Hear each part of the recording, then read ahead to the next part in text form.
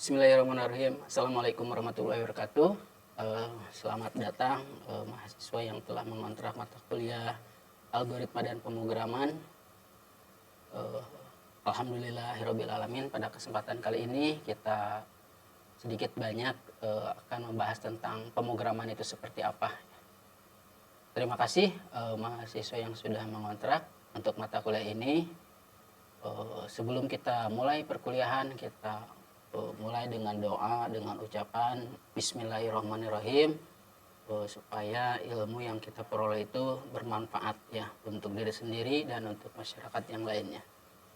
Izinkan di sini saya akan sedikit mendeskripsikan singkat mata kuliah algoritma pemrograman ini tentang algoritma sebagai dasar untuk menyelesaikan permasalahan yang diimplementasikan ke dalam bahasa pemrograman C++ ya. Jadi algoritma itu rangkaian atau urutan-urutan ya. Pengenalan untuk materi pembelajarannya atau pokok bahasannya di sini mengenai pemrograman algoritma, definisi algoritma, sejarah algoritma, notasi kontrol, dan definisi pemrograman serta bahasa pemrograman, jenis bahasa pemrograman. Nah, di sini kita akan mempelajari mengenai bahasa pemrograman seperti Dev C++, C++, Python, BlueStack, dan lain sebagainya ya. Di sini sangat banyak lagi untuk bahasa pemrogramannya. Cuman kita akan terfokus di pemrograman yang kalian kuasai. Untuk localhostnya kita akan menggunakan exampp. Adapun untuk dasar pemrogramannya adalah seperti struktur program, variabel, konstanta, basic input output, operator, dan tipe data. Adapun untuk strukturnya looping, percabangan, fungsi dan prosedur, array, pengenalan kompleksitas, dan algoritma. Nah, di sini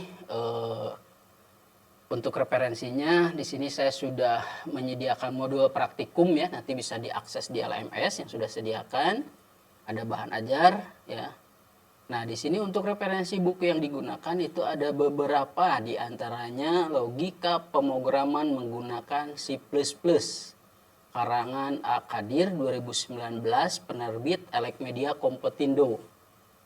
Yang kedua, pengenalan algoritma pendekatan secara visual dan interaktif menggunakan Raptor dari Yogyakarta, penerbit Andi.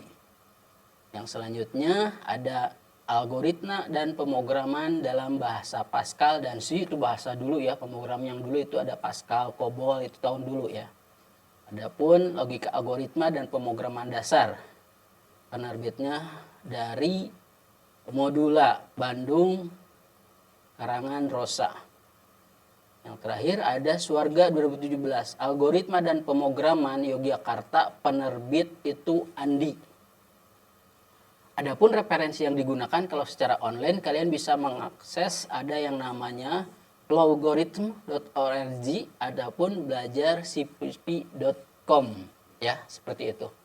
Perangkat lunak di sini yang digunakan ada Visual Code, C++, Microsoft Visio, dan bahasa pemrograman yang lainnya.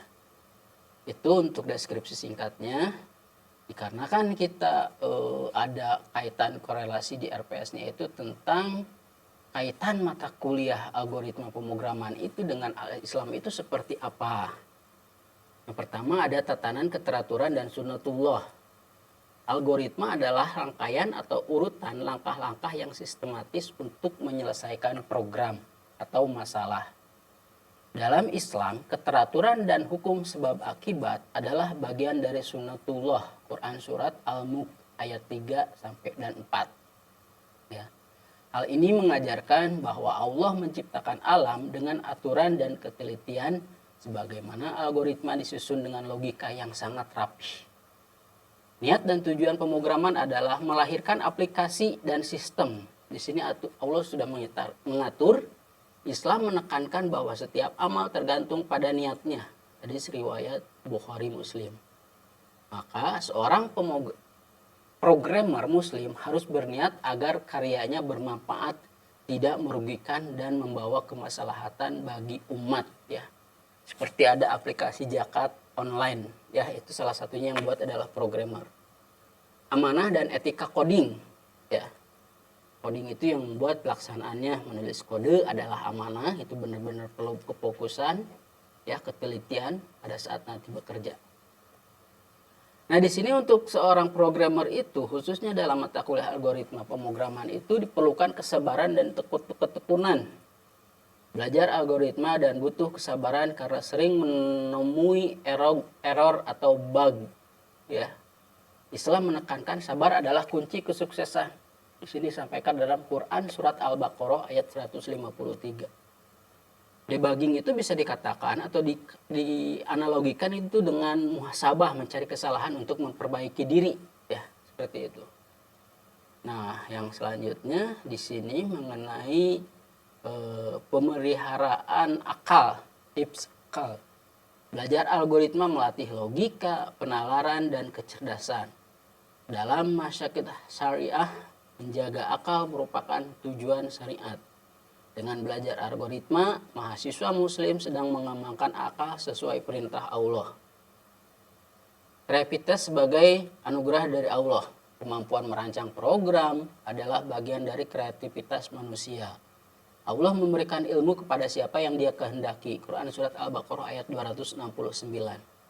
Kreativitas ini diarahkan untuk membangun aplikasi mendukung kebaikan dakwah dan kesejahteraan umat.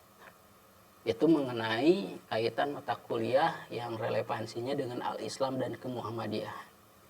Adapun yang perlu saya sampaikan untuk bagaimana teknik komponen penilaiannya, di sini Bapak sampaikan di awal. Yang pertama ada presensi kehadiran, ya. Selama perkuliahan itu diwajibkan 14 kehadiran untuk presensi, 2 kehadiran untuk UTS dan UAS.